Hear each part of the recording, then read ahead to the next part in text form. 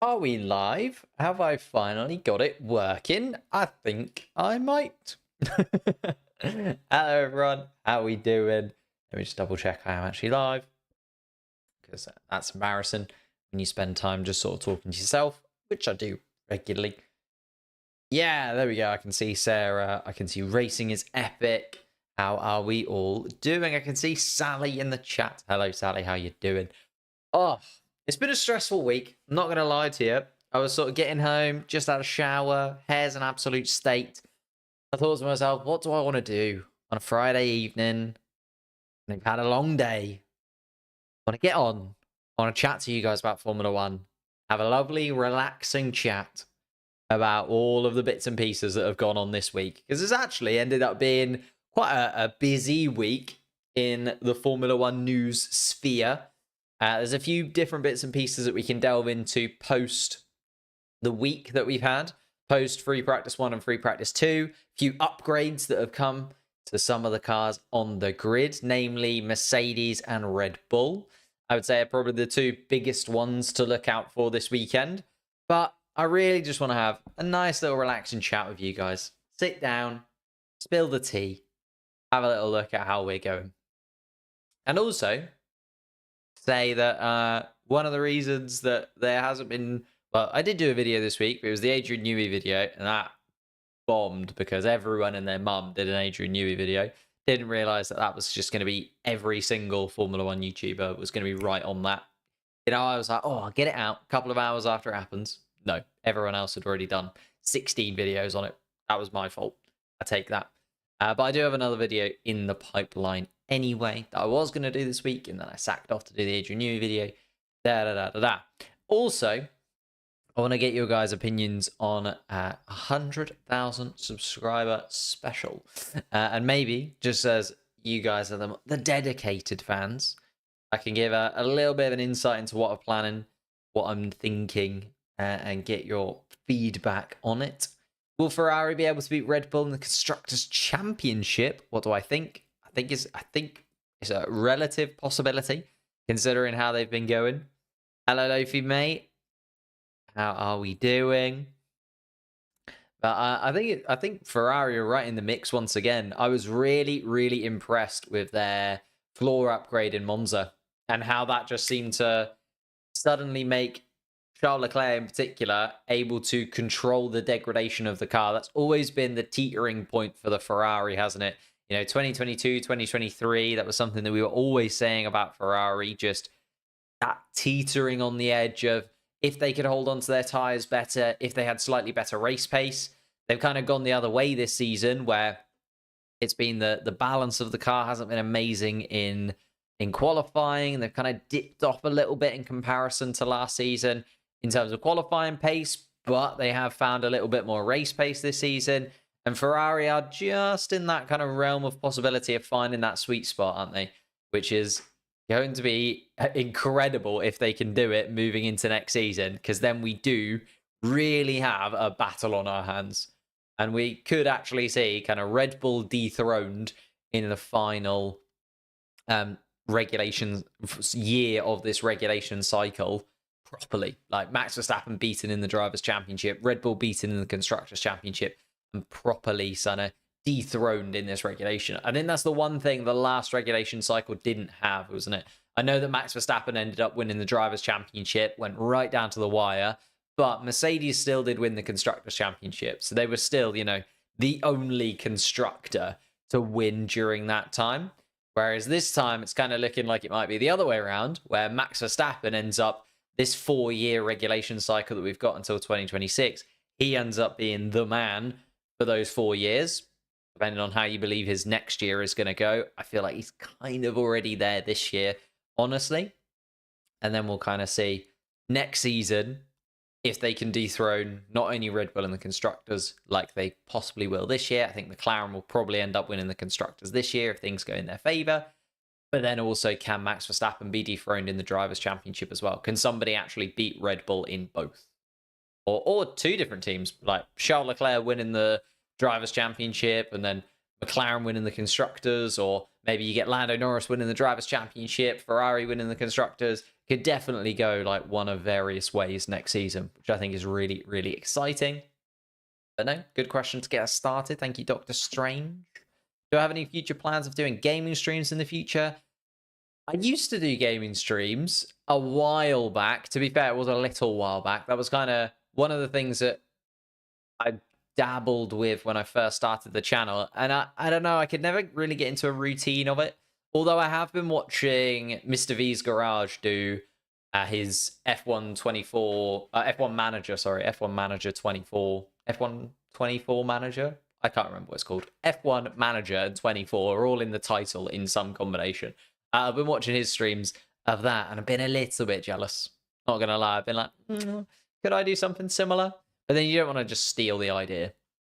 And because live streaming is like the basis of what I started this channel off, even though it kind of became, well, it's kind of become everything, hasn't it? I've tried to expand out. Basically, when I first started the channel, it was just the race and live streams, right?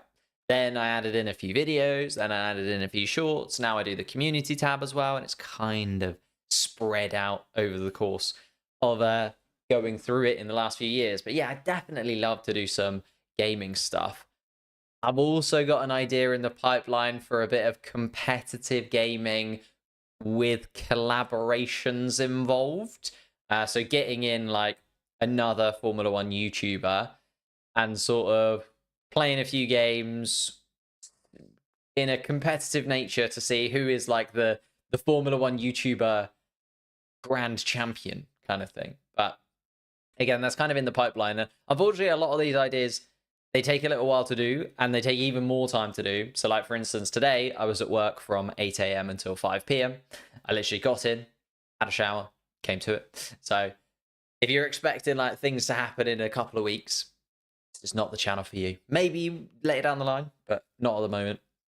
F2 is getting very spicy. It is, and then we're going to have like a 3-month break because that's how Formula 2 works. I hate that gap in Formula 2. That is just so frustrating. What's my favorite track? Singapore, coming in a week's time, and we could hit 100k at my favorite track on the race weekend of the Singapore Grand Prix.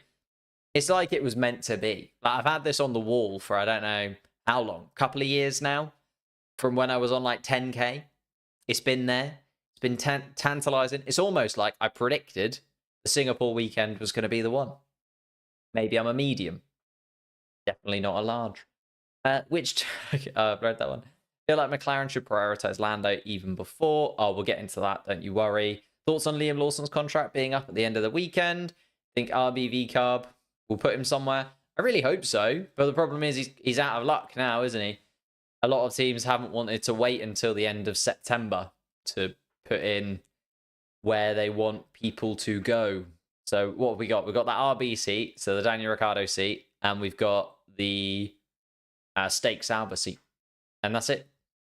They're the only options that he's got, unfortunately, because everyone else has summarized and got their drivers in, unless you're one of the people that thinks, again, Red Bull have still got a kind of trump card in their pocket, a reverse Uno card for Sergio Perez, and they'll deliver that at some point to the Mexican, which definitely could happen. Don't get me wrong. I think Sergio Perez is still under a lot of pressure. Like that Constructors' Championship, is completely driven away from them. That's the old one. I haven't even updated the driver's standings. Give me one sec. I have updated it. I just haven't updated the picture. There you go. So you just look at the fact that like Sergio Perez there. I know he's still ahead of George Russell, but we have to remember George Russell had a very, very marginal Belgian Grand Prix DNF, which would change the complexion of that quite a bit.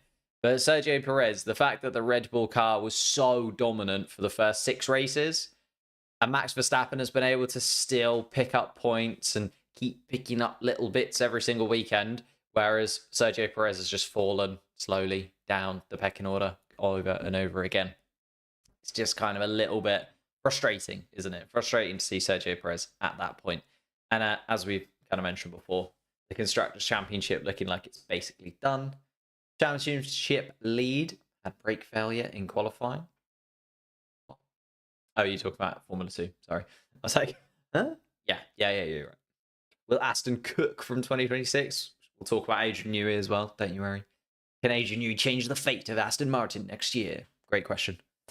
Fernando Alonso get his first win in 12 years. People are talking about Fernando Alonso championship, let alone Fernando Alonso win. So I think I have my take on it. Lance for champion. Lewis Hamilton wins Azerbaijan Grand Prix. Could be. I still think Leclerc is kind of my top choice for victory this weekend. We can do predictions as well. If you want an early prediction, I do think Charles Leclerc is kind of in there. Obviously, it's easy to say that in hindsight after looking at the free practices. Although he didn't have a good free practice, you would say. Quite a difficult couple of free practice sessions. I think it's just more the fact that he's been on pole position here 3 seasons in a row, never won. It's kind of time, isn't it? It's kind of time. A bit like Monaco. Like Monaco, he's been on pole position so many times there, and he eventually won it this year. Surely this time around, he'll get pole position in Azerbaijan. He'll actually hold on to it. Points for Daniel this weekend? No. RB, not quite there in my opinion. No news regarding Danny though. Going to be off the grid next year. That's the thing. It's Daniel Ricciardo versus Liam Lawson for that seat, isn't it? But as we're mentioning, Liam Lawson is now out of contract, or will be out of contract at the end of this weekend. And if you're Liam Lawson, surely you're talking to other teams, not even just in Formula One, but elsewhere as well. Because it's great being a reserve driver, but I do think you still need to keep your toe in places and at least, have competitive drives somewhere or another along the line. I know Nico Hülkenberg did it for 3 years, came back in and absolutely flew. But Nico Hülkenberg had a lot of experience before that. Liam Lawson has got 5 Grand Prix under his belt.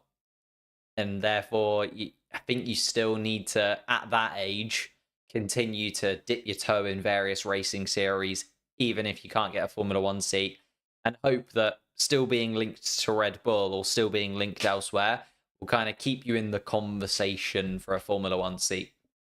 But then you could argue on the flip side of that, someone like Mick Schumacher has tried to do that. He's been the Mercedes reserve, but still hasn't been able to find himself a spot on the grid after his time at Haas.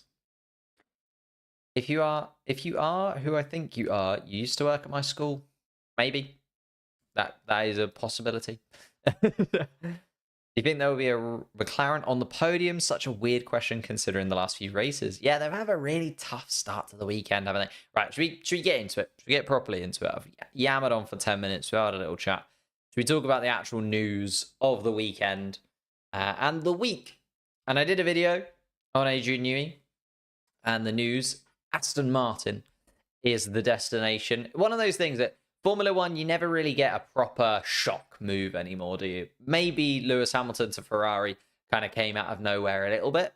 Well, that had always been rumbling on in the background, hadn't it? But yeah, Aston Martin, Adrian Newey. We knew there were talks. We knew that he was also talking to Ferrari. We knew that he was also talking to various other teams on the Formula One grid. But he has made that decision that Aston Martin is the place for him to go. I think there's a couple of things here. Yes, it's great for Aston Martin. Don't get me wrong. I think that they're gaining a real resource in Adrian Newey. But also, I do feel like the money and the fact that he can kind of still live in the UK and there's various things at play here, as opposed to it being solely a move for Adrian Newey to win more championships. I do think that he's a little bit later on down the line. It's not like, well, what was it, 2006 when he moved to Red Bull. It was a very different complexion. Yes, he'd won championships beforehand. Yes, he'd done things with other teams, but Red Bull was almost his team to kind of go in. He was younger. He had a bit more drive about him. He had a bit more to prove. I think he's kind of proved himself again at Red Bull. And he even said himself, he doesn't need to prove himself at Aston Martin. He has done enough to be able to do it and get championships with Red Bull and show his quality. And therefore, that's why it's such breaking news. And also why he earns, was it $30 million or £30 million? I can't remember which currency it was that he was basically that's the supposed fee that he will be paid by Aston Martin. And there's 2 drivers on the Formula 1 grid that earn more than that. So effectively, Aston Martin are saying Adrian Newey is more valuable to the team, more valuable to their program than anyone else, than any of their drivers, than 18 of the drivers on the Formula 1 grid. So Max Verstappen and Lewis Hamilton are the only 2 drivers that earn more than Adrian Newey. So you could say, well, Aston Martin could have spent that money on trying to lure Charles Leclerc. They could have spent that money on trying to lure Carlos Sainz. They could have spent that money on trying to lure however many other drivers you want. Like, they could have spent that 30 million on any driver apart from Lewis Hamilton and Max Verstappen, and they would have probably been able to get them in. Looking at, well, depending on how the contract looks, and obviously there's other things at play, not just salary, but any of the Formula 1 drivers jumping up to 30 million's worth of salary, they'd probably said yes. But Aston Martin are saying, no, we don't want to spend that money on a driver. We do want to spend that money on Adrian Newey. So that also gives you a little bit of insight into where Aston Martin are. I think this also comes at a time for Aston Martin where all of the puzzle pieces are finally falling into place. I think this is the right move at the right time when it came from Aston Martin's perspective, because by 2025, when Adrian Newey will come in, he obviously will have a brand new factory underneath him. So Aston Martin's factory is set to be completed literally just before 2025. So December 2024 / January 2025 is when the facility will be complete. So that's the factory and the wind tunnel. Also, he comes in at a time where the regulations for 2026 will have been finalized in January of 2025. I know that he doesn't come in until March, and he said himself he'll be a couple of months behind everybody else in terms of looking at those regulations. But will he, though? You know, maybe they'll be able to send him an email or so. Even though he's not working at Aston Martin technically, you know, there's always that, you know, gardening leave. And also he'll have looked at the engine regulation side of things whilst he's been at Red Bull. Like it's only the aerodynamics side of things that have yet to been fully finalized for 2026. So he'll have already started looking at 2026 in terms of where they are in that cycle. And therefore, as I said, coming in at 2025, when the 2026 regulations have been finalized and he's got that Aston Martin factory under his belt, it does feel like a very, very nice time to come in. They'll have already finished the 2025 car by that point, because if they haven't finished the 2025 car by March, they're in trouble because Bahrain is literally just weeks away. So they'll have finished the 2025 car by that point, and they will be focused on 2026. So Adrian Newey is effectively coming in as an advisor / lead for the 2026 regulations for Aston Martin. And that is perfectly timed, in my opinion, because they'll have everything ready and raring to go. They'll have all the people set up underneath him, and they'll have everything that Adrian Newey could possibly need, along with the team that is going to be working underneath him, to be able to point in a direction for 2026 and get as much done for 2026 as possible. So I personally think it's a great move. That was my first instinct. I was like, this is perfectly timed. Aston Martin have got all the resources. Aston Martin have done a really, really good job here at picking up Adrian Newey. And obviously, that is a big outlay, £30 million a year or $30 million a year. But they also have some money coming in. I think there's two new what is the word I'm looking for? Two new investors coming in from the US who are going to fund, I think it's about 20 to 25% of the Formula One team. So between them, they're going to have sort of 10 to 15% each. And therefore, those two funds will also bring in another chunk of money for Aston Martin. Not that they need more money. I think Lawrence Stroll is opening the bank balance and giving them what they want more often than not. But it does help. Obviously, that 30 million is going to be dwarfed by the money that they get from those new investments coming in. Also, 2026, he'll be able to work with Honda once more. So Adrian Newey, I think in the interview that he did with Jake Humphries, can't remember what that podcast is called, really not a fan of that podcast, but they do get Formula One people in because Jake Humphries used to work in Formula One, so you kind of have to bear with it. But on that podcast, he said, after winning those championships with Sebastian Vettel at Red Bull, then moving into the new regulation cycle, sort of post 2014, where Mercedes came to fruition, he said himself that they just had a lackluster engine. And that lackluster engine meant that even though they tried everything at Red Bull they possibly could, they didn't have all the pieces in place to actually battle for championships in the way that they wanted to. So Adrian Newey kind of took a little bit of a back seat until Honda came in. And Honda then revitalized Red Bull, gave them a different engine, gave them a new lease of life.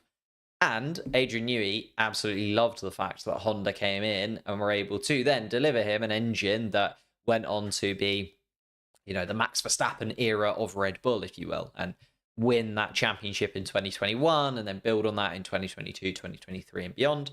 So I think that would be very nice as well. The fact that he is continuing to work with Honda, he has a good relationship with Honda, sort of behind the scenes. Obviously, he works on the aero side, they work on the engine side, but there's still relations between that. He'll still be in close contact with people who are producing the engine to see what they can do in terms of changing shapes of things to allow for aerodynamic spaces inside. And, there's a close connection between Adrian Newey's aerodynamic side of things at Red Bull and the Honda side of things at Red Bull, which is obviously no longer going to be because Red Bull trying to make their own engine. So I think that's also a really nice connection for Adrian Newey and something that he'd have thought about, because he can basically continue working with the same engine people he has been working with at Red Bull for so long now, which I think is also great for him. So it does just kind of click, doesn't it? It's like the factory's done, everything's pointing in the right direction, they've got enough money to do it, they're going to be working with Honda. He said he really wants to work with Fernando Alonso as well. Like, it ticks every single box, and therefore it feels like an inevitability that is going to be a great signing and move Aston Martin in the right direction, and come 2026 they're going to be right up there, which could be really, really exciting to see. It does come with that pressure, though. I think there's a lot of pressure now on Aston Martin to properly be as competitive as anybody else on the Formula One grid. They kind of did it in 2023 when Dan Fallows managed to get his fingers on the Aston Martin car properly for the first time. Again, ex-Red Bull. So Adrian will be working with Dan Fallows once more. They had a pretty good relationship at Red Bull. They worked together from 2006 up until 2021 when when Dan Fallows moved over to Aston Martin. So they've already worked together on the aerodynamics of the Red Bull car for 15 years. So it just feels like all of those pieces of the puzzle are perfect for Adrian Newey to go in and rewrite the rulebook, do it once more, show that he can not only do it in eras gone by, but he can also master the newest regulation cycle, which he did in 2022, which he did beforehand, you could argue. Just didn't have the engine that Mercedes had, unfortunately, which he did before that with Sebastian Vettel, which he did before that with winning races at McLaren, not quite winning Constructors' Championships with McLaren, but being in the mix for Drivers' Championships, which he did before at Williams. He's shown he's done it over and over again. There's the reason he's got 25 World Championships to his name, drivers and constructors combined throughout the years. It seems perfect. Seems perfect. There's a lot of stuff, though. A lot of stuff that needs to go right. And also, just because you get the right man in the right place at the right time, we know that Formula One, things can go wrong. Things can't quite happen. Fernando Alonso maybe doesn't win a World Championship. But if he is going to win a World Championship again, I mean, it makes sense that you say this, right? If Fernando Alonso is going to win a World Championship, it's going to have to be 2026. Because otherwise, there's no chance. If he's going to win a race again, it's going to be 2026. And that's what Fernando Alonso will be gambling upon and hoping that he can just hold on to another race. It does interest me that Lance Stroll is staying for 2026, though. It does feel like if you're Aston Martin, you're making this massive outlay to get Adrian Newey in for 30 million. Why would you not also bring in... I'm not saying Fernando Alonso's not championship caliber, because he is. But why would you not bring in a slightly younger, hungrier? I don't know, actually. Fernando Alonso's very hungry at the top end of the spectrum. It does just maybe that Lance Stroll seat is always going to be in question, isn't it? And I think that's going to be a much bigger question when it comes to 2026 as well. No worries, Lofi. See you very soon. No problem. What did you just drop into? A little chat about it. Alonso was charging his luck in that McLaren stint. Well, yeah, possibly. I mean, to be fair, Fernando Alonso was pretty poor at McLaren. The second time around. First time around, when he was only there for a year, was a different story, but that was because he was alongside Lewis Hamilton, and that relationship was very divisive between the two of them. But I do think Aston Martin, great signing. Adrian Newey, wish him all the best. And they've done everything they can. And yeah, went for it in that video, but kind of went for it a bit more detail there. Let's move on to the other news of the weekend. Before we got into free practice or any upgrades or any bits and pieces, Ollie Behrman's back. Is he ever not back? He does seem to be on the Formula One grid a lot, doesn't he?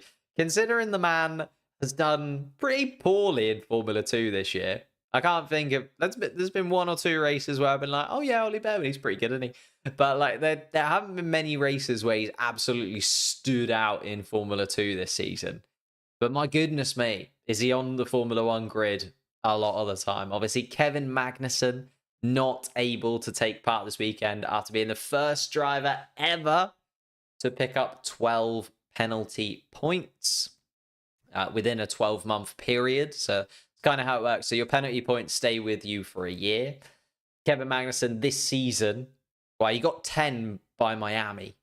So the likelihood of him being disqualified at some point was incredibly high, because he still had 18 races to go and had to pick up no penalty points. But unfortunately, with that collision, to be fair, he's done pretty well to do 10 races and not pick up a single other penalty point, hasn't he? Because he got all the way to Monza. Then he had a little touch with Pierre Gasly. Picked up a couple penalty points. And that is unfortunately him done and dusted for one race. You only get a one race ban for those 12 penalty points. So Kevin Magnussen will be back come Singapore, which I think Ollie Behrman will be quite happy about, because Singapore is an absolute slog of a race. And not one that you want after you've also done a Formula 2 season and you've also done all the free practice sessions. And Ollie Behrman is probably pretty tired at this point in the season. You know, he's not used to doing a full Formula 1 season yet. He's been at a lot of races this year. And obviously did the Saudi Arabian Grand Prix in place of Carlos Sainz. So Ollie Behrman has been about, and I'm quite happy, to be honest with you. I'm really excited to see what he can do now that he's been confirmed as a Haas driver for next season. I think we will see a slightly different side of him. He's alongside Nico Hülkenberg. Hülkenberg is having a very, very good season, though, isn't he? And you know, you even look at free practice 2, Hülkenberg in 8th, Ollie Behrman 10th. I do think there's points on the cards for Ollie, which is quite cool, because if he can pick up a couple of points, he'll move back above Gasly in the standings. So Ollie Behrman is like properly competitive in that shuffle there. Also, don't know whether, if he does pick up a couple of points, does that stay as Ferrari? Does it switch over to Haas? Do I need to do some sort of combination? We'll have to wait and see. But yeah, I think Nico, well, you can see Nico best of the rest this season, most points of anybody outside of those top 5 teams. I know Aston Martin have very much fluctuated from being in that top 5, not in that top 5. I think Aston Martin are kind of there now again, though, and are that little step ahead of the rest of the pack. But Nico Hülkenberg being that points merchant, finishing 11th so many times. Can't remember what it was. It must be 11th. I think he must have finished like 11th, 8 or 9 times now as Nico Hülkenberg. So he is always there, right on the fringe. Every single race, it feels like, of getting points and kind of eventually moving himself ahead of Yuki Tsunoda on points, not just on the fact that he's had a higher finish. And Lance Stroll isn't too far away. A couple of points, Lance Stroll ahead of Nico Hülkenberg as well. Could fall on his favour. You know, could Nico Hülkenberg get a top 10 finish in a Haas. Not saying it's impossible, although Lance Stroll looking pretty good this weekend as well. So I feel like it might be a little battle for points, actually, between kind of Lance Stroll, Nico Hülkenberg, Ollie Behrman. And I do think Ollie Behrman's got a good opportunity this weekend to properly come in and be competitive. Obviously, he's also got Colapinto to now compare himself against. Obviously, Colapinto, last time out, started 18th, finished 12th, I want to say off the top of my head.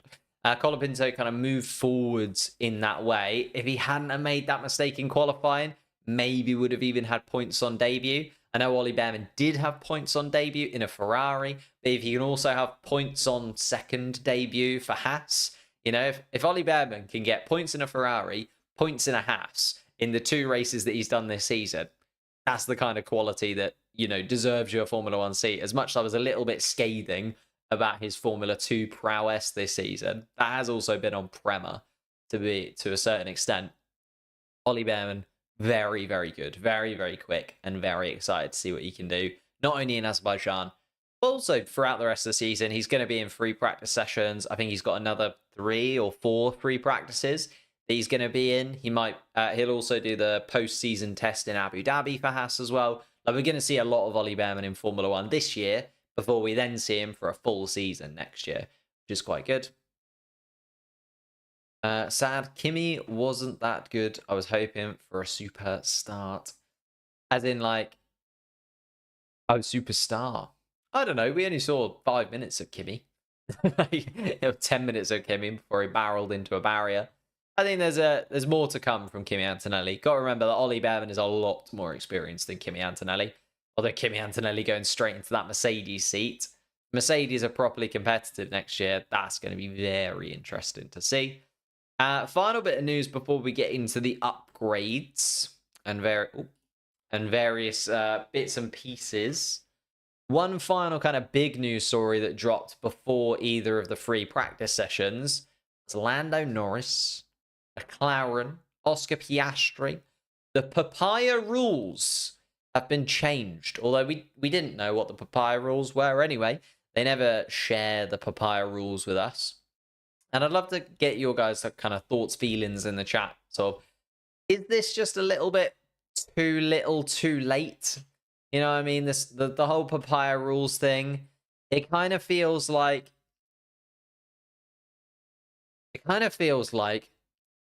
when Lando Norris gave up the victory in Hungary, I think what that was supposed to be was, or what Lando Norris kind of thought that would be, is if I give up this victory in Hungary, then for the rest of the season, Oscar Piastri will kind of be that number 2. Not you know, a full number 2 in any sensibility. Like, he's not going to crash his car on the final lap if Lando Norris is 5 cars back just to give Lando an extra point or anything like that. But a number 2 in the sense that, for instance, in Monza, where they start 1-2 and they're going into the 3rd corner, I think Lando Norris assumed Oscar Piastri would not go for that move because of what he did for him in Hungary, right? So I think that was the kind of weird thing for me, where it was like, why did Lando Norris give up that win in Hungary if then Oscar Piastri isn't actually going to return the favour in somewhere like Monza? I know it's slightly different because Monza is right at the beginning of the race, going into turn 3. But Andrea Stella said it himself. The fact that you go into turn 3, 1-2, and you come out of turn 3, or you come out of turn 4, because it's a chicane, you come out of turn 4, 1-3, with a different driver in first place, and another driver that's not only lost out to their teammate, but also lost out to another because of the battling that they had between them. I understand why they've now changed the papaya rules, but for me, it's just like a little bit too little, too late. I don't like Oscar. I'm hoping Lando will be in his prime soon. I like Oscar. I like both. I like both the McLaren boys. And I think Oscar Piastri has done, you know, if they haven't told him, if you're Oscar Piastri and you're not told don't go for it. You're a racing driver. You go for it. If you see Lando Norris being a little bit lenient going into turn 3, go for it. Take that. I would have done it. If I've been told by my team we are allowed to race, we are allowed to race. And I'm Oscar Piastri. I'm going for it. I'm going for that maneuver. I'm going for that move. Hello, Antonio, mate. Kind of feels a little bit too late. Fingers crossed. Yeah, I saw your message, actually. It's just one of those things that is so strange that they've kind of done it at this point, when it felt like they should have done it at the Hungary point. Maybe they did. Maybe they had a chat about it post-Hungary, and there was a bit of a disagreement and discrepancy, and maybe Oscar didn't think Lando was close enough to the championship for him to merit, getting that top spot. And obviously Oscar Piastri doesn't want to ever see himself as a number 2 in the team. I think that's clear.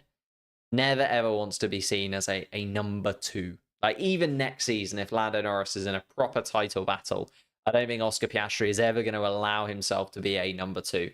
I think that does link to the fact that he is managed by Mark Webber. And Mark Webber got screwed over a good few times from Sebastian Vettel. And Mark Webber will have talked to Oscar Piastri about it. He'll have said to him, you give him an inch, you give him a multi-21, and they take a mile. So you never give him in. Never give in. And Oscar has kind of taken that and run with it. And Oscar's done the right thing, in my opinion. He's been aggressive. He's tried to win races. He's been competitive. He's been right alongside Lando. Like, the fact that they were 1-2 in Monza, really, really solid from him. Oscar Webber as a man. Yeah, that's what I'm saying, Clara. That's what I mean. He's gonna have had those chats, isn't he, behind the scenes? Gonna be talking to Mark Webber. Mark Webber's gonna be like, remember 2010, remember 2011, blah, blah, blah. And Oscar Piastri's gonna be like, no, I was 6. But he'll have probably had those chats with him. In my opinion, at Hungary, nobody expected the downfall of Red Bull in the next 3-4 races. That's very true. Yeah, that's the hindsight of knowing that the Red Bull team has slightly fallen adrift of where we were expecting them to be. And also the fact that nobody expected, Max Verstappen to be, 6th in the end in Monza. 7th, really, in terms of pace. It was only because George Russell took his own front wing off, / Oscar Piastri took it off of him. It's a bit of a racing incident, wasn't it? Between the two of them. And unfortunately, George Russell came out worse. It was only because of that Max Verstappen even gained that position. So, yeah, the downfall of Red Bull also, in hindsight, does help you kind of think about that position. In fact, I did a video on it. I've literally run the numbers. Should I just get the numbers up? Where was that graph? I've got a graph somewhere. Here we go. Literally covering the most important part of the graph. Can I move this?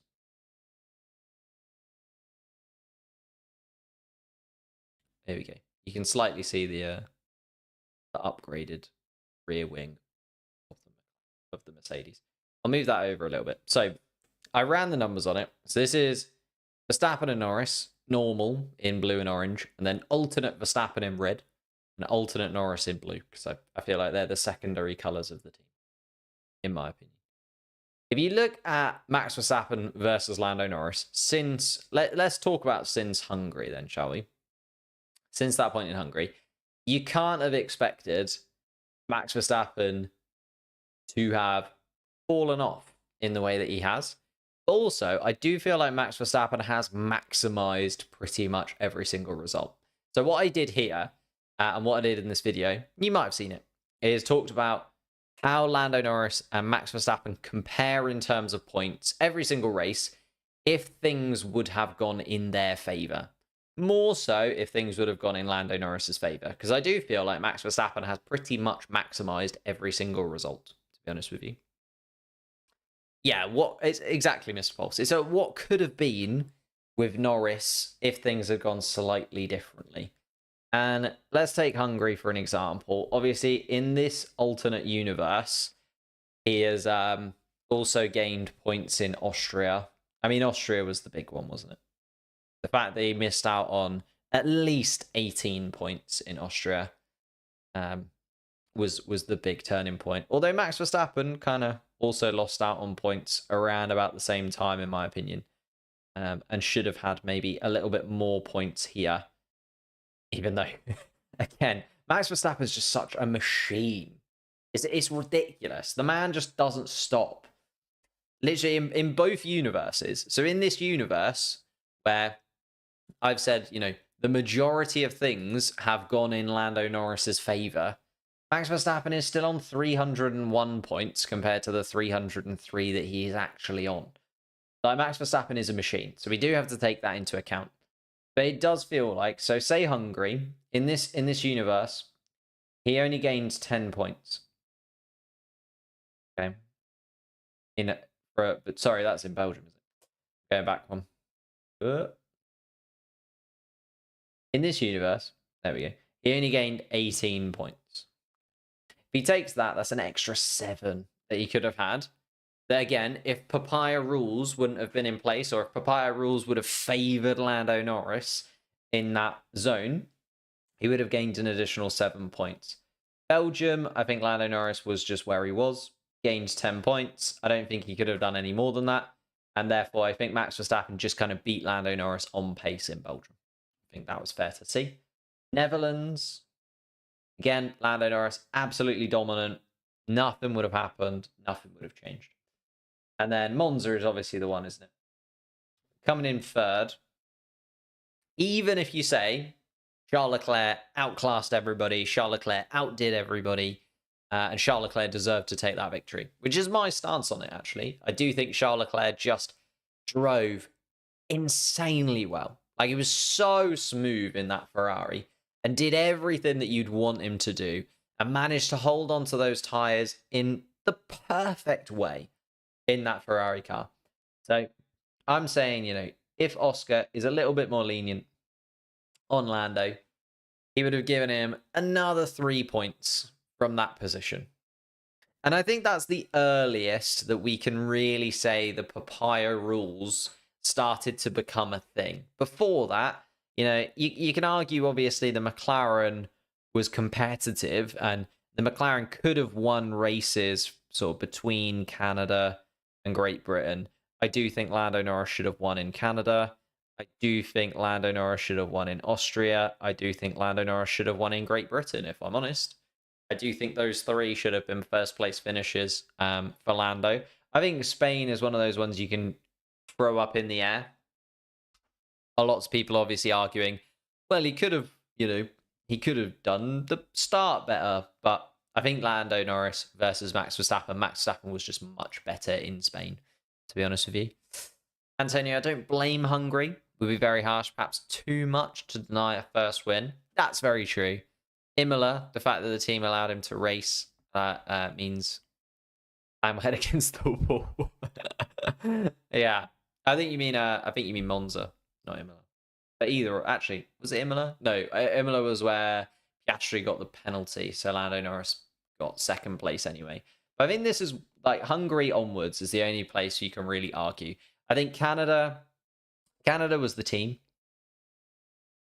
They messed up the safety car, if you remember that.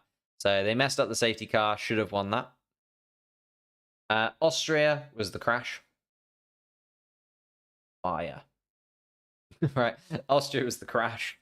That was Max Verstappen / Lando Norris's fault. Like, both of them are to blame in that scenario. More so Max Verstappen, I feel. But again, Lando Norris should have maybe not been so hungry for the win to, throw away 18 points. But again, he probably didn't feel like he was in a title fight at that point. So it's so difficult to say. I think that the Great Britain, the fact that he came third in that, again, it was the team. It was the tyre choice. Tyre choice right at the end. Went onto the soft compound tyre rather than the medium compound tyre. Again, I don't think Lando is to blame for that as much as the whole team is as such. But they could have definitely been, Mr. Pulse, that's the word I'm looking for. It was the operations here.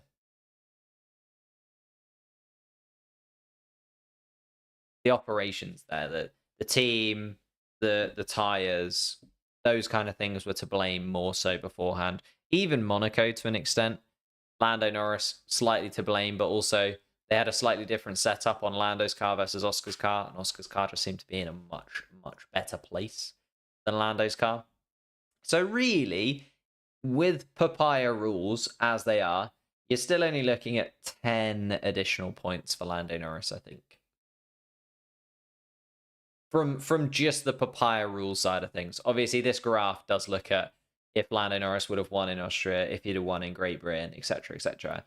Just in terms of papaya rules, I think the only ones you can really blame on Oscar Piastri, or the only points lost because of Oscar Piastri, came in Hungary and Monza. So let's have a look at what that would look like. So say Max Verstappen has 301, well, even if he keeps the 303, right? Lando Norris has an additional 10 points because of everything that's happened with Oscar. Maybe you could argue an additional 17 because he would have had 7 more points in Monza if he'd have been able to win that race. But again, it would have been marginal on whether Lando Norris would have been able to do what Piastri couldn't and catch up to Charles Leclerc at the end because there was so much going on. So let's say that Lando Norris is on 251. He's still a long way off. He's still 52 points adrift. And 10 points. I think 10 points. I think 10 points will only... This will only come back to bite McLaren if they are within 10 points at the end of the season. If Lando Norris finishes within... or if Lando Norris is within 10 points going into Abu Dhabi, or Lando Norris finishes the season within 10 points of Max Verstappen, that's when they'll look back at, you know, Oscar Piastri in Hungary, Oscar Piastri in Monza, and they'll think slightly differently about it. And I know I also get this kind of... I had a couple of people say, like, why look just from this point of the season onwards, right? Why only look from Miami onwards? Because Lando Norris did also chuck away points early in the season as well. He threw away a good chunk of points in Saudi Arabia. They had a pretty terrible weekend. Ooh, what have I done? They had a pretty terrible weekend in China.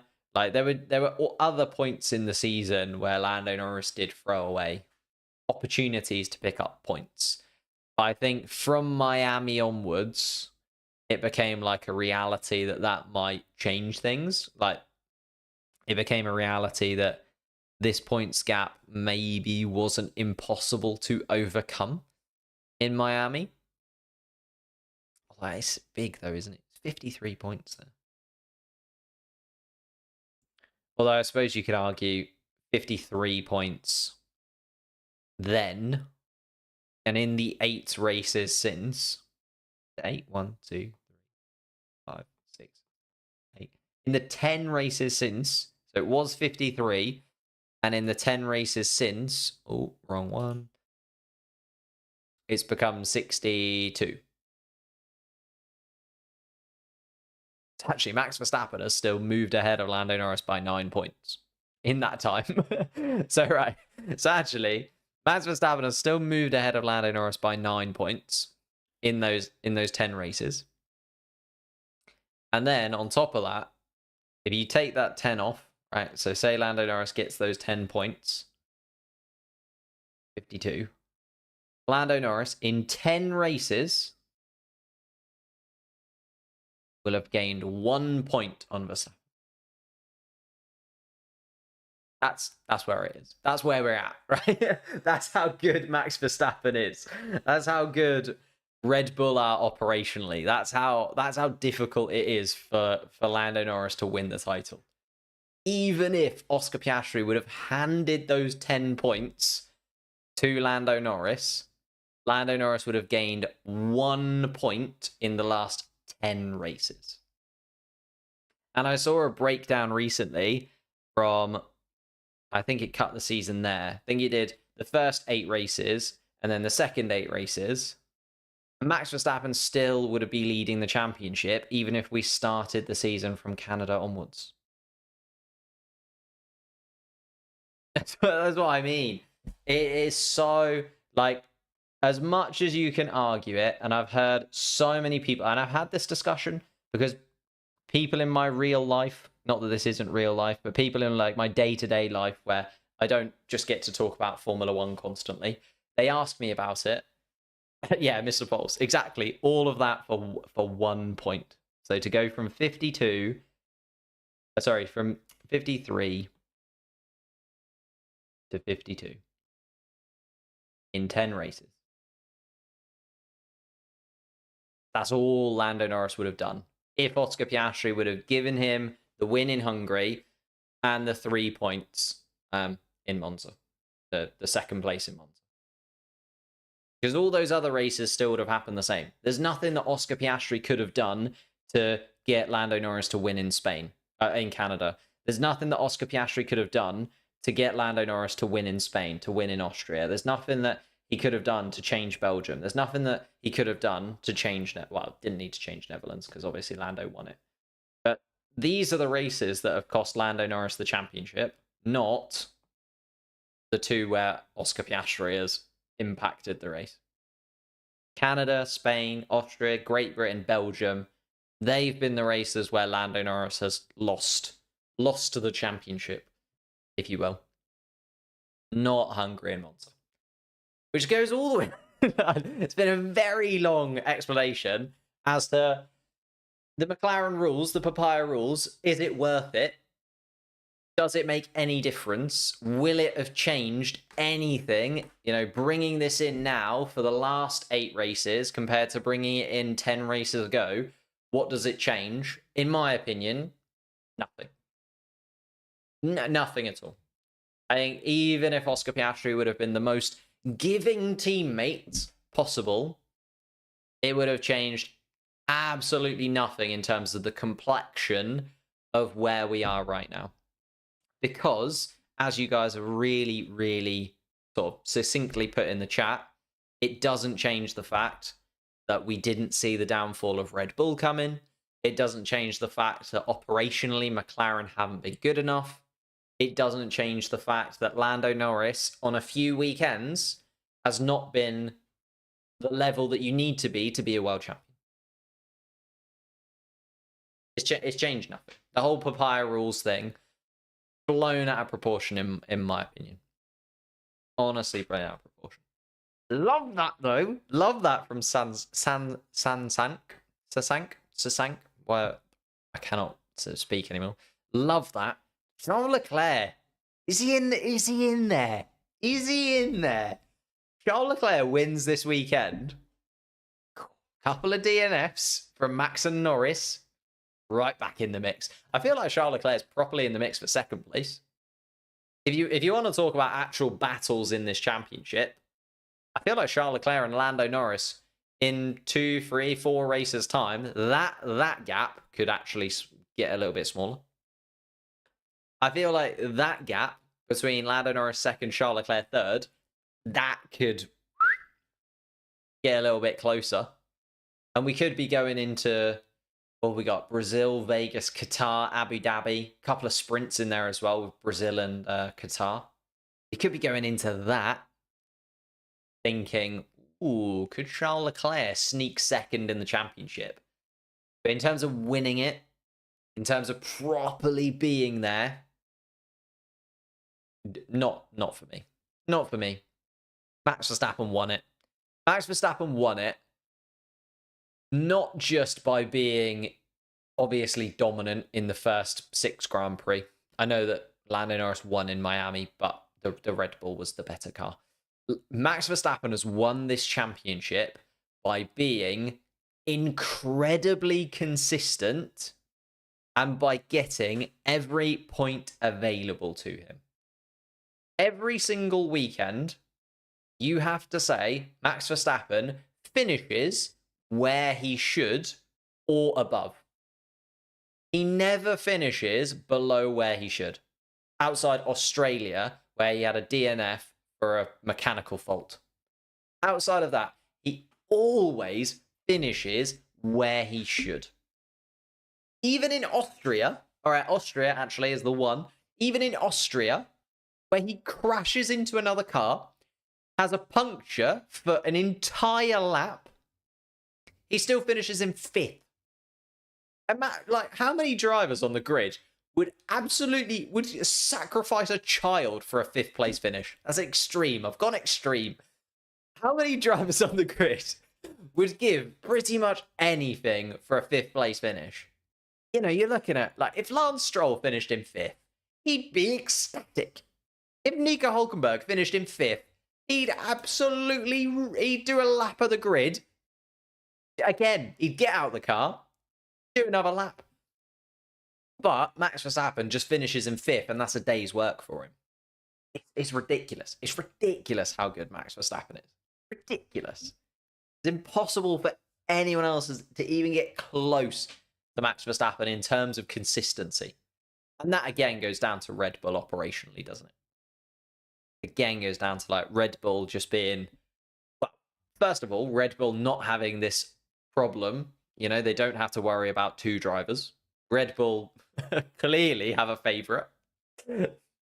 But also, at the same time, Red Bull are still the best team, I would say, in terms of just getting the systems in order and everything succinctly put together.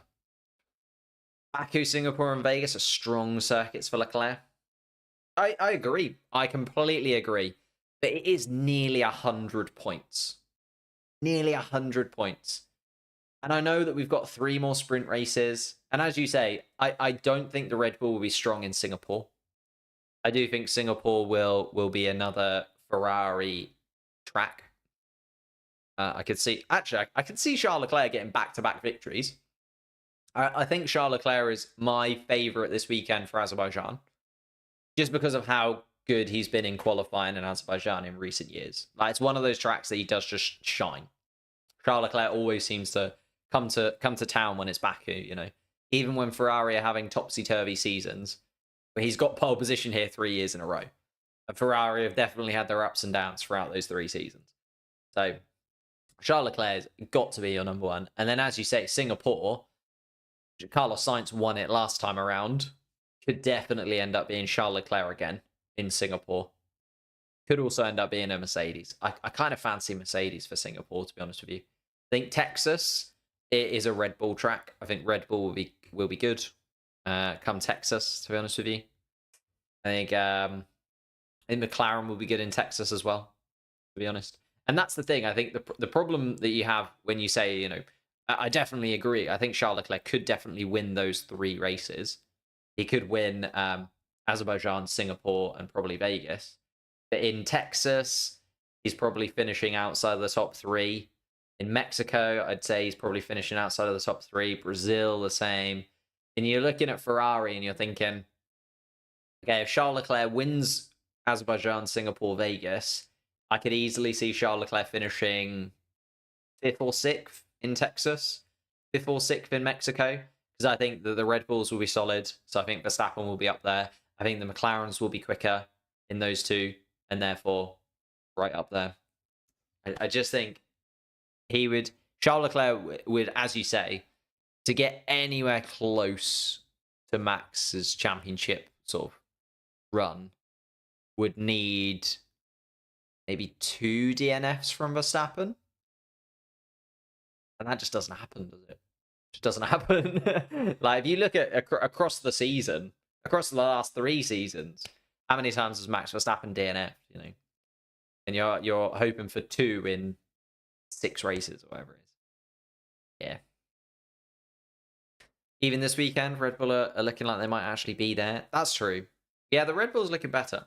We haven't actually talked about any of the upgrades yet. We've been going for nearly an hour, and we've just about done the news. which is great. I'm loving it. To be fair, as I said, this is going to be a very rambly stream at the beginning, because we're just sitting, we're chatting, we're having a little go through. I needed this though. Long day today at work. Ferrari are probably strong in all the tracks left apart from Austin, Qatar. Do you think Brazil? Not so sure about Brazil. And Texas as well. I know, so you said Austin. Abu Dhabi, maybe, yeah. Very strong. Don't get me like I feel like it's going to be very, very competitive. I couldn't tell you who's going to win absolutely every single race and it'd be guaranteed, like. Whereas you just say Max Verstappen last year and you'd be like right 21 out of 22 times. Oh no, sorry, Red Bull 21 out of 22 times, wasn't it? But yeah, it is more competitive. I do think we could see. I think we could see Charles Leclerc win in Azerbaijan, Ferrari win in Singapore, McLaren win in Texas, maybe Red Bull win in Mexico, McLaren, Ferrari or Red Bull win in Brazil or Mercedes. Vegas, I feel like, is Ferrari. Qatar could be Red Bull or Mercedes or McLaren. Yeah, it's close. It's a mix. It's proper. It's competitive. It's what we want it to be. It's just a shame that Max Verstappen had such a head start. You know what I mean? If we got to Monaco, say the season started in Monaco, which I know would have put Charles Leclerc at the top of the standings. But say the season started in Monaco, yes, Max Verstappen would still be like leading, but at the same time, it would be very, very like competitive. It would be a lot closer because Max Verstappen just had that head start, didn't he? Because he even won in Imola, you got to remember as well. So, we talk about post-Miami. Post-Miami, Max Verstappen won the next race. He's still won the next race. He's won a good chunk of races this season as Max Verstappen. I know he hasn't won in 6 or whatever it is. But he's won enough as Max Verstappen. And that was the thing. He was the only multiple race winner for a while, wasn't he? Because like Lando won 1, Leclerc won 1, Sainz won 1, and Hamilton won 1. Russell got the win. It was like, oh, okay, everyone's kind of won 1. Verstappen's won 8. And then it kind of went. Nice to have this on the background while uploading. Oh, what are you uploading? Oh, of course, your free practice analysis. Of course. But yeah, it's going to be close. Going to be very close indeed. But, well, close in terms of competitiveness. Less close, I would say, in terms of points. I do just think Max Verstappen's got too much of a head start. And is too good. Is the other problem. Max Verstappen's just very quick. Got to remember, he is a 3-time world champion, not just because Red Bull have got a good car. He is super, super consistent. Anyway, that is the news. Newey, Ollie Behrman, Papaya rules. Tick, tick, tick. If you have a little look at a few setups. Oh, hang on.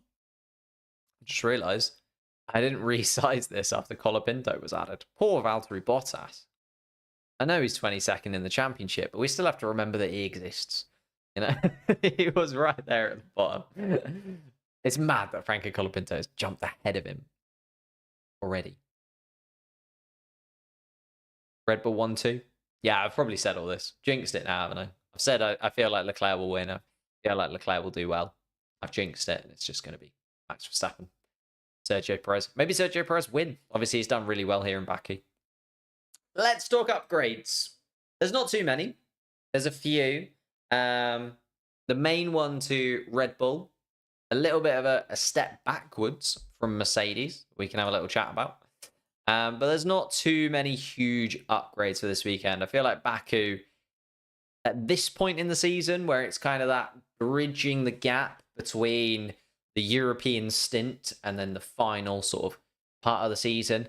I never really know whether to say whether Azerbaijan is in Europe or not. Like, is Monza technically the last European race? Are we calling that the last European race? Are we saying Azerbaijan is just about in it? I know it's sort of on the edge and it's not quite, but they are in Eurovision. Although that doesn't really count for anything, does it? If you're in Eurovision, doesn't mean you have to be from Europe. Aren't Australia in Eurovision now? So, that's no longer a factor. Nor is being in the EU. Sorry about that. So it's one of those things. Never really know where Azerbaijan sits. And maybe that's why they've put it at this point in the season. They're like, it's not Europe. It's not non-Europe. Let's put it 17th. Just between Monza and Singapore. Because Singapore onwards, definitely not Europe. Azerbaijan before, definitely Europe. Let's put it right in the middle there. Damn you for jinxing Charles. I'm sorry. I'm Very, very sorry. Very, very sorry indeed. Where was I? Yes, Red Bull and Mercedes. They're the two teams that have kind of changed it up for this weekend. But it was quite interesting that they've both gone sort of medium to low end rear wings. So not super, super low like we see in Monza. I did think we might see similar rear wing setups and similar aero setups to Monza.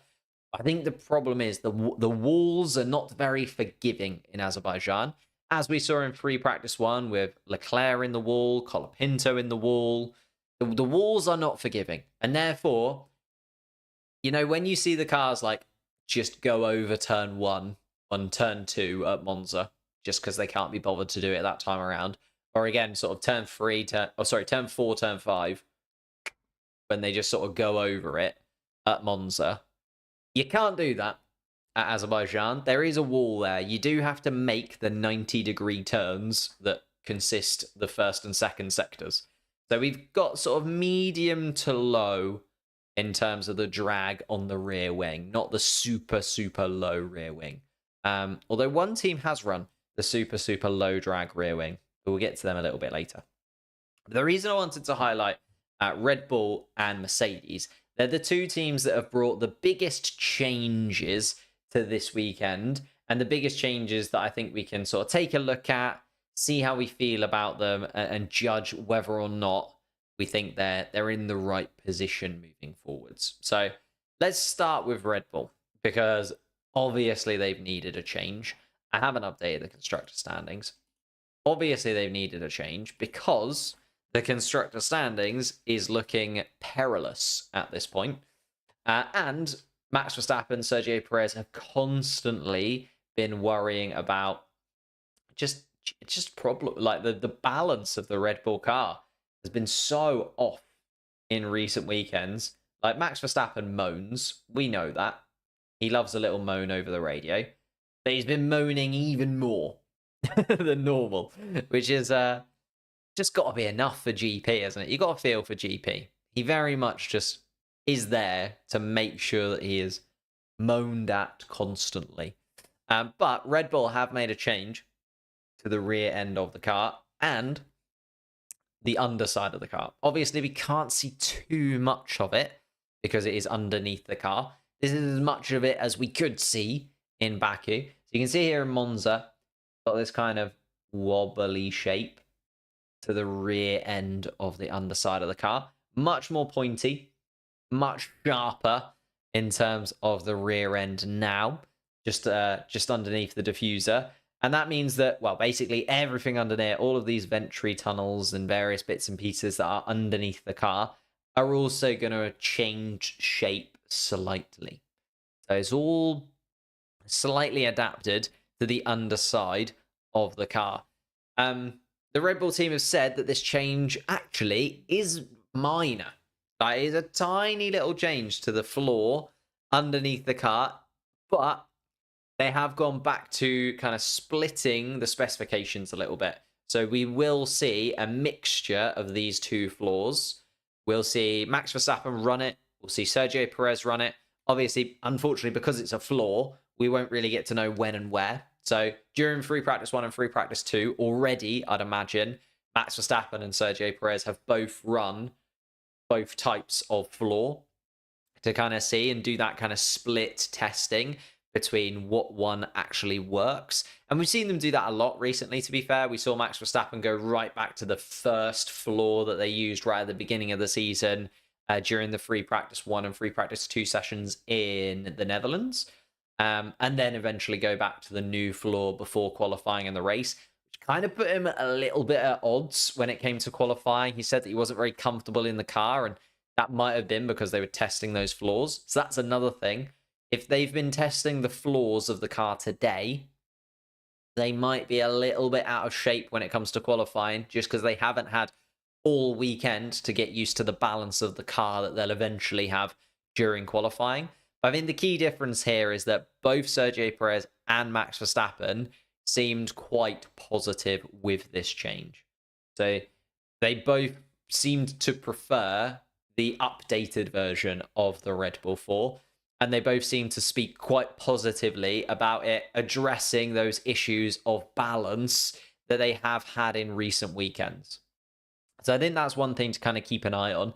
If you do manage to catch a glimpse of the Red Bull floor, and maybe, you know, if you manage to catch a glimpse of each one, look out for the rear end of those Red Bull cars and see which floor they actually ended up going with. Did they go with the old specification or the new specification?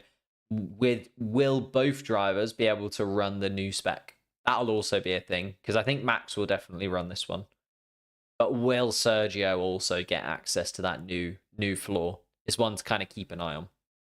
I think they probably will. Red Bull are the kind of team that have the money and have the infrastructure to be able to. I know there's also cost cap, don't get me wrong, but you know, they have the infrastructure there to be able to change around the floor geometry, the wing geometries, and bring that upgrade to both cars. Whereas, you know, a lot of the time we see Williams bring an upgrade and then it goes on to the second car kind of 2 races later. Or McLaren have done that as well, actually, at points where they bring an upgrade, they put it onto Lando Norris's car first, and Oscar Piastri gets it kind of 2-3 races down the line. Whereas I feel like this one for Red Bull, because they've been so positive about it, and because they've been working on it for quite a long time, it does feel like they are going to stick with this one.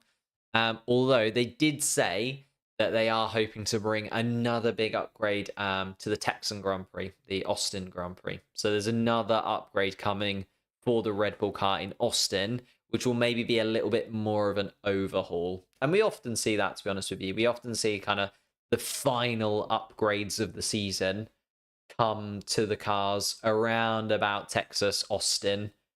And I feel like Red Bull are kind of following that pattern. I'd imagine we're probably going to see the final iterations of the McLaren car, possibly even the Mercedes car in Austin as well. I feel like Ferrari rushed their new floor to get it on for Monza. Obviously, that was a massive positive. It was great that they were much, much more competitive in Monza than they have been in recent weeks. And Charles Leclerc was much more positive about the Ferrari car in Monza. But therefore, I feel like in rushing that, we're probably less likely to see upgrades coming to the Ferrari car in as big a capacity as we're going to see with Red Bull, McLaren, and Mercedes throughout the rest of the season. But we'll see kind of what it looks like in qualifying spec, in race spec fully. And when Austin comes around, actually, Austin is a sprint race. Will they bring the upgrades to Austin? I feel like they'll still bring it, even though it is a sprint race and even though they've still only got one free practice session. I feel like we'll still see Red Bull bring that to Austin and go with it from that position forwards.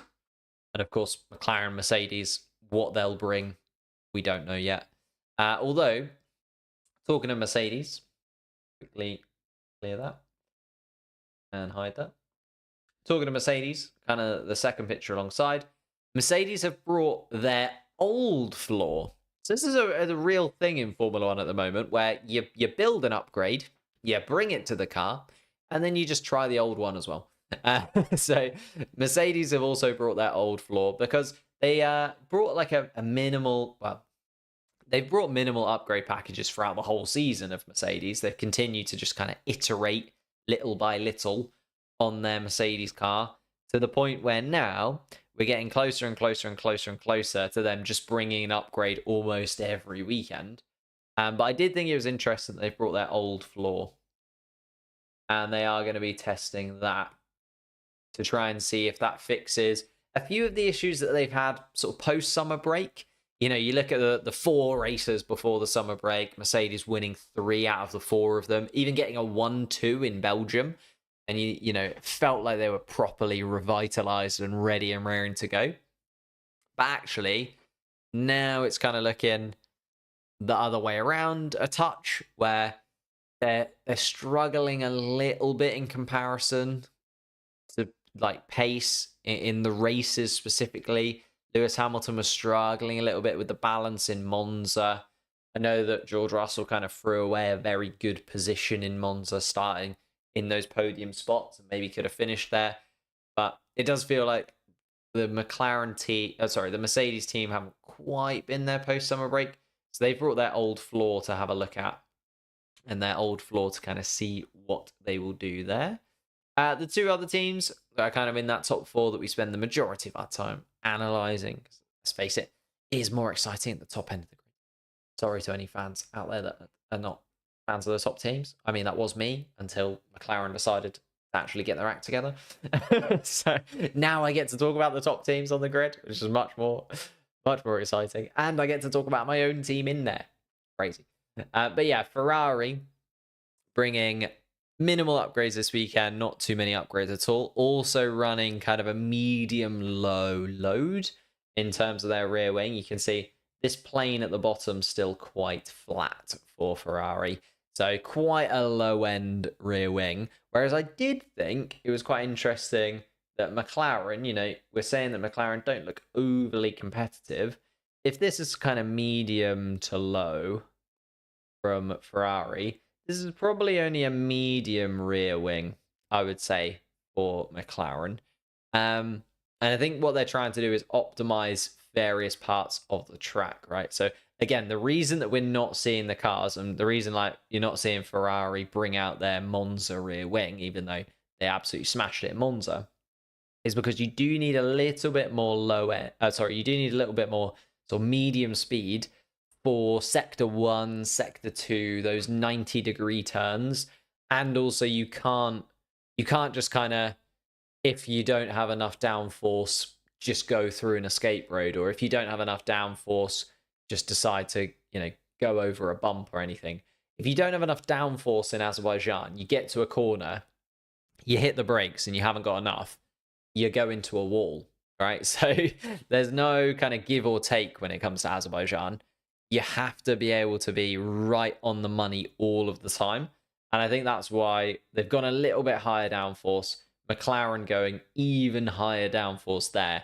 So McLaren probably will be quicker. Sector 1, a little bit of sector 2. And then the final sector, sector 3, where it is just top end speed, very, very fast straights. I mean, Baku has a lot of very, very fast straights, but sector 3 has a very, very fast straight. You'll probably see the Ferrari come at it. The problem that McLaren will then have is by sort of utilizing sector 1, sector 2, come race day, it's going to be very tricky to overtake.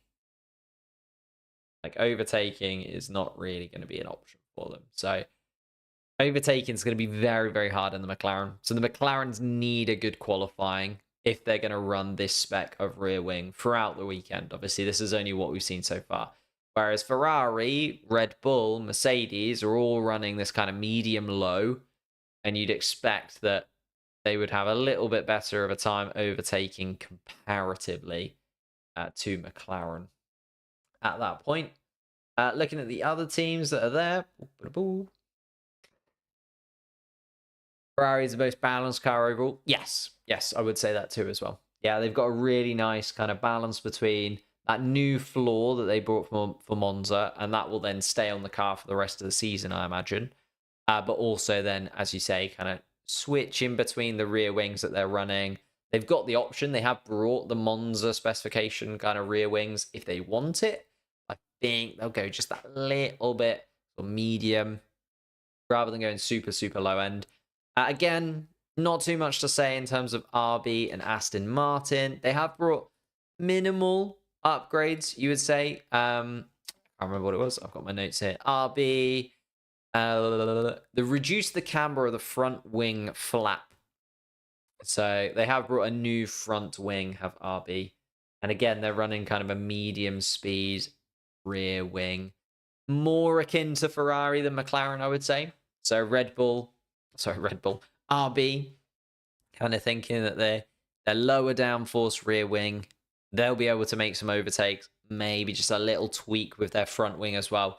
Will address some of the balance issues that they've been having and maybe get them closer to the Haas's and the Aston Martins. Although I feel like there's still going to be a drift this weekend. I think they're still going to struggle to beat Haas. That's not how you spell Haas. I think they're still going to struggle to beat Haas. I think they're still going to struggle to beat Aston Martin. And they'll probably be in the mix with Williams. I think those three teams are still going to have probably a better benefit than RB over the course of the weekend, even though RB have put in that new front wing and are running a slightly different rear wing setup than normal. Aston Martin, very, very small changes. Obviously, no Adrian Newey changes yet, as much as they'd absolutely love it. They've made a few changes to the diffuser just underneath the rear wing. Again, minimal and won't make too much of a difference to their overall package. So no massive upgrades for any of those kind of midfieldy teams. And then no upgrades at all for the Williams team or for the Alpine team. Although I thought I'd kind of highlight this because Williams normally, are high-speed merchants. No, they're running kind of a medium to medium-low rear wing. They're not going for that kind of rear wing, just be the fastest in the straights, just try and get it done when it comes to straight line speed. They're running more of a Mercedes, Red Bull style rear wing. It's Alpine.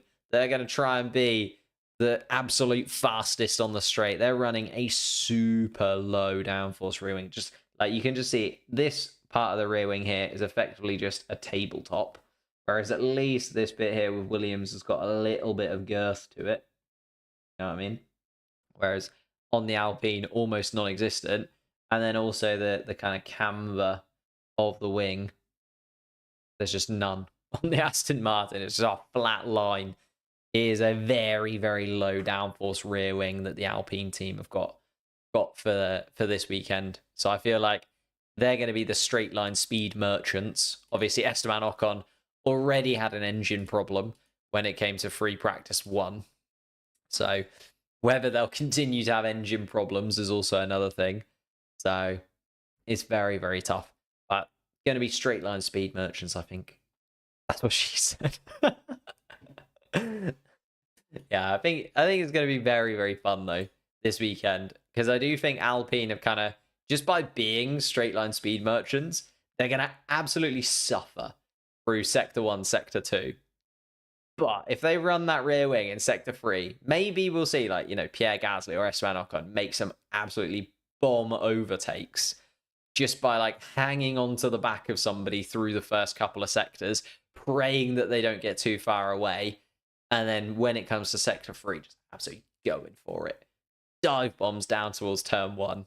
Both of the Alpine cars are the ones to kind of keep an eye on if you think, or if you want to kind of see some proper dive bombs going in. That's where they're at. Finally, then, that is kind of the upgrades roundup. As I said, not too many upgrades this weekend. Minimal upgrades, mainly just teams trying spec parts that they've already got as opposed to trying new parts. Red Bull, the only team with a new floor for this weekend. Everybody else running various floors, but depending on what they kind of wanted from that floor, they've switched it about. Ooh. Come on. Finally, then, to round us up in terms of this live stream, gone on for a little bit, mainly because I wanted to talk about the papaya rules thing in a bit more detail. But looking at this one here, Charles Leclerc, Lando Norris, Oscar Piastri, podium. Again, lots of people going Charles, Lando, George. Not a lot of Red Bulls in there. A lot of struggle Red Bulls. But love to know your predictions. You can still get your predictions in. Remember, you got to get them in before qualifying, though. Got to get them in before qualifying. You say bomb, I hear burn. Could definitely, yeah. It could be another weekend where honestly the Alpine car just explodes. Which, considering they're doing the obviously at Viri they did the protest during the Monza Grand Prix. It's not great when you do the protest, right? You're like, keep the Renault engines, and then literally free practice 1, Esteban Ocon, the engine just blows up on itself, and the power unit goes wrong. Interesting to see what happens with those Renault power units, though. Don't know if it'll kind of be done and dusted forever. Sergio to win. I think Christian Horner on his second account. Charles Leclerc, Piastri, Verstappen. Verstappen getting on the podium. I like it. Surprise team Aston Martin. I do think Aston Martin would be a bit quicker than people are kind of giving them credit for. Obviously, Lance Stroll, 7th place in free practice 2. pretty decent. Oh no, free practice 1, free practice 2. Can't remember now. Lando Oscar Charles is kind of, general fan. I like this because I can get the general fan vibe of what people think. Ferrari are kind of up there. McLaren are kind of up there. A lot of people kind of interspersing a Mercedes or a Red Bull sometimes. Although F1 Resick thinking Russell's going to take the victory. Flop team Haas, I do not agree with. I think Haas will be maybe the surprise team. Possibly even best team. Both of the Haas cars get points. That's a solid performance, isn't it? You can't argue with them being at least in contention for best team if Nico Hülkenberg and Ollie Behrman get points, which I do think is a possibility. Lewis Hamilton to win. I think Mercedes might be okay. They've looked not their best. Again, they are those swapping between floors at the moment. They kind of use free practice 1, free practice 2 to change things around a touch. So just one of those things. Kind of see. Didn't watch practice. Can someone tell me what happened? I was at school. Free practice 1, Charles Leclerc hit the wall. Free practice 1, Colapinto hit the wall. Free practice 1, Ocon had an engine failure. There was a lot of red flags. It was very bitty. Not a lot happened. Free practice 2, people threatened to hit the wall. Lots of people went down the escape routes in free practice 2. Charles Leclerc was quickest after hitting the wall in free practice 1 and coming in and complaining about the balance of the Ferrari, ended up going quickest anyway. So Charles Leclerc finding that rhythm in his Ferrari car in free practice 2 looked very, very good. Lewis looks competitive. Yes and no. I know what you mean. I think it will all depend on whether they can get that balance right, because as I said, they are swapping around the floors, they are swapping around bits and pieces. It's gonna be a longer weekend. Sally, my prediction will get that play button before the end of the season. We're what, 700 subscribers away now? Wouldn't it look nice there? Oh, you can't see it. Wouldn't it look nice right there? Imagine this space just with a silver plaque. Ooh, that'd be nice. Oh, I was also going to tell you guys about the 100 subscriber special and what I've kind of got planned for it. Or the couple of ideas I've got. Max, Lando, Piastri, Carlos. Yeah, most people going Leclerc, or Lando, Oscar in the mix as well. Generally speaking, that seems to be the predictions. But again, you can get your predictions in. I want to know who you think will win. Who's going to be on the podium? Your surprise. Is it going to be... Ooh. Nico Hülkenberg gets 7th. That would be surprising. Or you can go surprise, meaning there was a surprise because a lizard was on the track. That happens sometimes. Best team. So, like, which team do you think is going to come out of the weekend kind of thriving? The struggle in terms of driver. Which driver do you think is going to have an absolutely horror weekend? And which team do you think is going to underperform compared to expectation? You cannot just always put stake for flop team. I know that it works. I know that you're technically right. If you do put flop team, stake Sauber are always a flop in one way or another. But I feel like you have to go for somebody else. I'm invoking the no stake Sauber rule in terms of flop team. You've got to go for somebody else. You've got to try and get someone else. Again, it was kind of the same thing last year where it was like, who's going to win? Max Verstappen. Like, okay, now you can't put Max Verstappen. Who do you think is going to come second? Same kind of thing. Can't put stake Sauber for your flop team anymore. So, that is us done and dusted. We've done the news, the preview. We've done upgrades. Done everything. It's been lovely, actually. Hour and a half. Very chill. It's felt nice. It felt like a lovely little stream. 100,000 subscriber special. I am hoping to do something. I've got something planned. Do I want to give away too much? It's going to be a stream. It's going to be a longer stream than normal. It's going to be a fairly long stream. It's going to have interactive elements with you guys. Also, possibly with other creators in the YouTube Formula One space. There's going to be things happening. And a launch of a new thing. There you go. Any idea who is coming close with their allocations of engines? Who might be getting engine penalties soon? That is a very good point. That will normally come around, again, kind of Texas, Brazil. I'm expecting to see those come in, to be honest with you. A lot of teams are getting very, very close. Red Bull are the only team that have kind of ticked that off the list a little bit because they took it in Belgium. They might even take it again in either Texas or Brazil, to be honest with you. But most teams at this point have at least used, well, I think everyone's used all of their engines in some capacity or another. It's only if you want an additional, you're going to have to go. But yeah, 100,000 subscriber special. It's going to be good. It's going to be big. I'm very much looking forward to it. In a very chill stream. This is the kind of thing where I would love this stream to continue. And that's where we need to find a game that we can play. Do I just copy Mr. V and start playing F1 Manager? Maybe. But not now. I am going to disappear because I haven't eaten anything all day. Do I think McLaren are sandbagging? And where do you think Norris would have been if he completed a lap or the lap? I don't think they're necessarily sandbagging. I think they're more competitive.